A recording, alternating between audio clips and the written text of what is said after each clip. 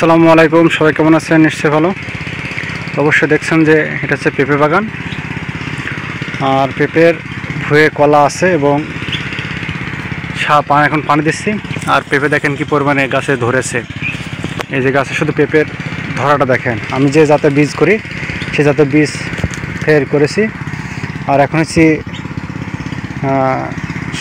সেচ দেওয়ার পর এবং সার দেবো। যে সারগুলো আজকে দেবো, সারগুলো অবশ্যই আপনাদের বলবো। তো ভিডিওটা ভালো লাগলে অবশ্যই ভিডিও শেয়ার করবেন। আপনারা যদি কলা চাষি বা পেঁপে চাষি হয়ে থাকেন তো অবশ্যই ভিডিওটা সম্পূর্ণ দেখবেন। এই যে দেখেন কী পরিমাণ পেঁপে ধরেছে। আপাতত এখন পানি চলছে। আজকে সার দেবো ইউরিয়া 3 প্যাকেট দস্তা এবং 2 প্যাকেট বোরন। তো দস্তাগুলো এবং বোরনগুলো সবই দেখাবো। তারপরে হচ্ছে সারগুলো দেবো হচ্ছে আপনার ইউরিয়া এবং সালফার।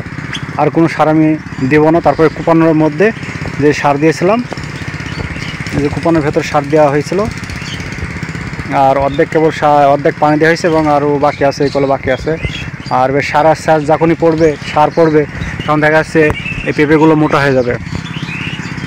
এই পেঁপেগুলো মোটা হয়ে গেলে দেখা যাচ্ছে বাজার এখন যেহেতু একটু কম, মানে 19-20 টাকা চলে, তখন দেখা যাচ্ছে বাজার আবার পড়তে পারবে ফাল্গুন মাস। মানে দেখা যাচ্ছে পেঁপে চাষ দেওয়ার পর আমি খুব যে 10 থেকে 15 দিনের পর দেখা যাচ্ছে পেঁপে ভাঙতে পারি।